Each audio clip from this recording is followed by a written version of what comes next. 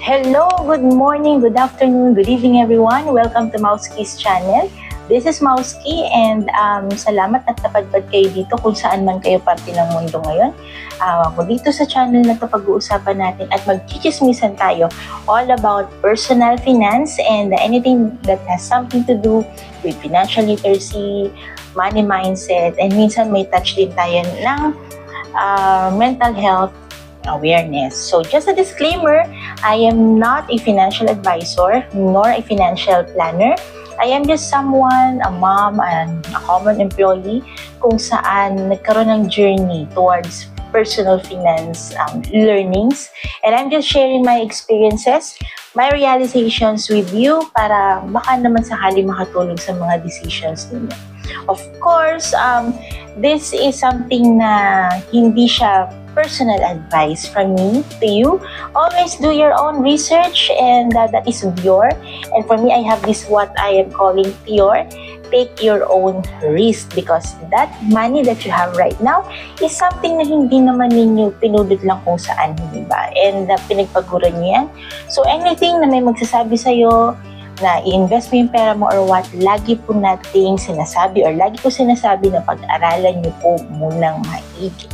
Okay, so ang topic natin for today is about why did I cancel my son's VUL?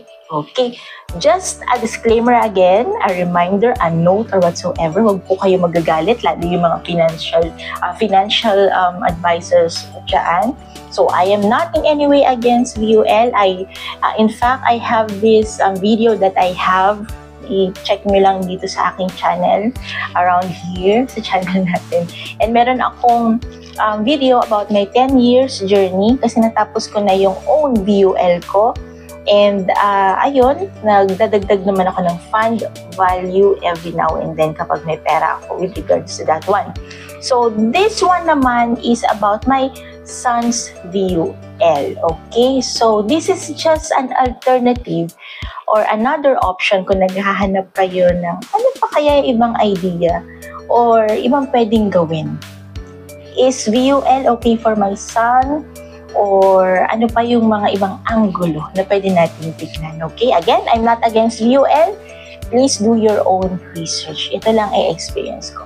Okay, so nung bago ko matapos ng VUL for myself, nag-isip ako or habang binubuno ko yung VUL for myself, nag-isip ako ng something about, ang goal ko talaga is educational plan for my child, for my one and only son. So, wala pa akong alam during that time regarding other financial vehicle. So, nagtanong ako doon sa financial advisor ko dati. And kasamahan siya sa work actually. And nasabi nga niya is yung VUL. So, might as well magdagdag daw ako ng VUL. So, for me naman, and gusto ko naman talaga, nagdagdag ako ng VUL. So, kumuha ako, nagbayad ako. Come third year, I'm not sure kung second year or third year na ng pagbabayad ko. Medyo malaki na rin siya.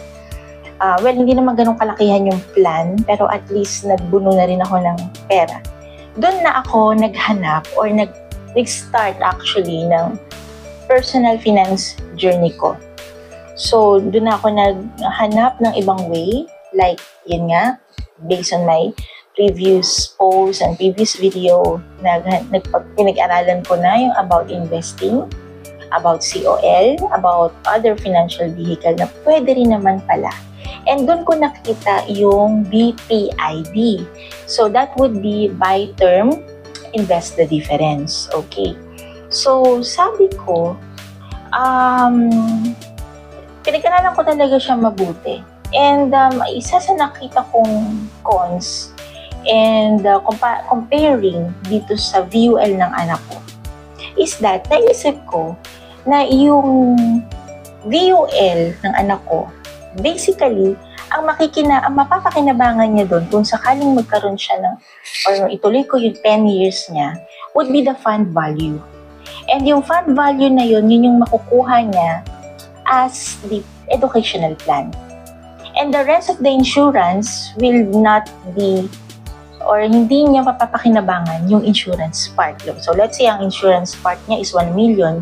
Yung 1 million na yun, hindi siya ang makikinabang. Kung hindi, yung mga tao na dependent sa kanya in the long run. So kung wala pa siyang pamilya, that would be us. Kung ano man ang mangyari, wag naman, di ba?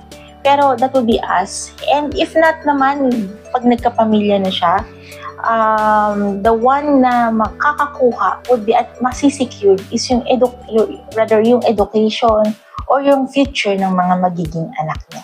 So kung may fund value na 250,000, let's just say, or 500,000, yung 500,000 na yun ang makukuha niya. Which right now, hindi ko alam kung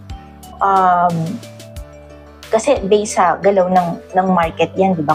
Kung magkano yung makukuha mo sa fund value. Walang kasiguraduhan yan. Lalo kung saan pa siya naka-invest. Is it index fund or other fund aside from the index fund like balance fund? So for me, nung time na yun, kailangan ko rin talaga ng kapital. Pagdating sa maliit naming negosyo noon, which was sa pagkain. And that would be mga chicha-chicharon yan. So sabi ko, why not? Isip ko lang din, why not yung pinambabayad ko dito na habang tumatagal, talagang commitment siya na babayaran ko siya ng 10 years, is i-withdraw ko, tapos ipang kapital ko sa negosyo. And since nag-aaral na ako about direct investing and dividend investing, why not ilagay ko yung pera na yun? Well, nung nag-decide ako, actually, mas mababa na yung nakuha ko na value. Kasi 3 years or 4 years, I'm not sure. Tinignan ko na lang kasi yung opportunity cost dun eh. So, ano ba yung mas mapapakinabangan ko? So, mas mababa siya. Halimbawa lang, ang hinulog ko na is 60,000, ang nakuha ko lang is 30,000, something like that. So, hindi ko na matandaan kung magkano yung actual figure. So, yung pera na yun, tinerminate ko na, or hindi ko na tinuloy yung VUL ng anak ko. And ang plano ko, yung educational fund niya, dun ko na lang lagi ipopondo dun sa sarili kong VUL, yung fund value ko. Okay? So, kasi yung insurance part, sa kanya rin mapupunta kung magkano man yun in the long run. And yung fund value, kung hindi pa ako matitegi in the long run, yung fund value ko sa sarili kong VUL, yun ang gagamitin namin na pang-aral niya. Okay, so that time hindi ko pa alam. I'm not certain on what will happen in the future. I really don't know what will happen. It's something na kaya ako nagkikwento sa inyo kasi baka mamaya makatulong din sa inyo sa pag-decision ninyo. Kasi nung time na yun ako talaga experiment ang lahat ng ginawa ko. Okay, so hindi ko alam kung paano ko nalagpasan siya or umayos ba naman, or ngayon naman medyo kahit pa paano nakikita ko na yung fruit of my labor and my experiment. So hopefully makatulong din sa inyo itong mga binibigay kong insights sa inyo. So yun na nga, going back, winidraw ko yung pera, nilagay ko sa COL, nag-invest ako or pinandagdag ko siya sa mga bagay na kumikita ng dividendo, dividend investing stocks and financial vehicle, and naglagay ako sa MP2. Actually, gradually nagkaroon na ako ng mga iba-ibang financial vehicle na nilagay. So, for me kasi, naging practical ako na kung sakali yung mga anak niya, nung anak ko, yung mga magiging apo ko, siya naman ang bahala. I am confident na in the long run, my son will be able to take good care of them. Basta ako, I will have to take good care of him. So, paano ko gagawin yun? Yun nga, yung insurance ko, yung VUL ko, and at the same time, yung fund value ko na balang araw pwede niyang gamitin pang-aaral.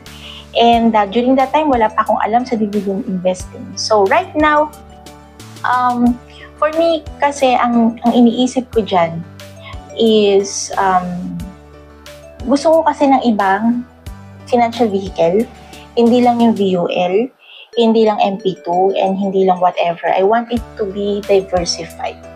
Alright? So, right now, ang nangyayari ay, kumikita na, yung buy term invested difference ko. Yung term ko actually, so aside from my VUL, meron pa akong Sun Life Assure. Term insurance. So, yun na sinabi ko na, Sun Life Assure. May term insurance ako, dun ko na lang nilagay. And then, ininvest ko na lang yung difference. So, you see, pinull out ko yung VUL ng anak ko. And then, part of that, and may kumikita naman ako dun sa aking trabaho. So, nag-open na lang ako ng term insurance. And meron ding VUL ako. So, may term insurance ako for anything na baka magkasakit in the future, mategi, dahil or whatsoever. And the difference, I invested in, yun nga, sa stock market, sa MP2 and other financial vehicle. So, right now, hindi man ganun kalakihan, kumikita na yung ng dividend yung aking mga ininvest. Ongoing na siya. So, that is something na hindi ko magagawa o hindi magkakaroon kung patuloy akong mag-i-invest sa VUL or nag-invest sa VUL ng anak ko for 10 years. And nandun yung mga fees. Yun nga, hindi naman niya magagamit ng buo. Ang magagamit lang niya is yung fund value, kung sakali, ng sarili niyang VUL. So, right now, yun, ang aking journey kung bakit ko kinancel or kung bakit ko tinerminate yung VUL ng anak ko. So, matotal, kung gusto mong anak mo ang makinabang, or probably kung meron ka palang madaming pondo, may kaya ka talaga, why not? Bigyan mo ng security masking mga inapo-apo mo. That's very good. But for me, for us, na hindi naman ganun kayaman, we are just earning from our active income, which is our work, my son and rather my husband and me. Kailangan namin tignan kung ano ba yung dapat, kung ano ba yung mas practical na dapat gawin para makapag-invest kami and at the same time may life insurance, okay? I'm not saying na i-terminate nyo rin kung meron na kayong VUL ng anak nyo, but might as well think about it. Siguro kung mga 8 years na yan or 6 years pataas, huwag nyo na sigurong i-terminate, but it's still up to you. Pero kung medyo 2 years pala naman or 3 years, tignan nyo rin kung pwede pa ba or kung kaya nyo pa bang i-absorb yung loss doon sa ininvest nyo doon sa insurance. Kasi kung ano yung ininvest mo, hindi na yun yung makukuha mo kapag ka tinanggal mo agad o terminate mo agad. Okay? So, yeah. For me, yun ang stand ko dyan. If I don't have or if you don't have anything or any yaman naman or any yaman or anything like that, please check and please think about it kung itutuloy mo pa rin yung VUL for your child. And because there are other financial vehicles na you can check and you can rely on and you can learn all about, okay? Pero kung wala ka talagang panahon, wala talaga, as in, hindi mo talaga alam, then go ahead, by all means, para at least naman kahit papano, meron kang, kumbaga, parang savings na rin yan kung itutuloy mo yung sa anak mo, okay? So, if you do have any questions, comments, suggestions, please feel free to comment down below. Baka may nakakaligtaan ako or any insights or whatsoever. I also have a page in Facebook on Personal Finance by Mauski in here. And yeah, I hope makatulong sa inyo to other perspective when it comes to the VUL of your child or your children. Alright? So, that's it for me. Have a nice day, everyone. Bye-bye.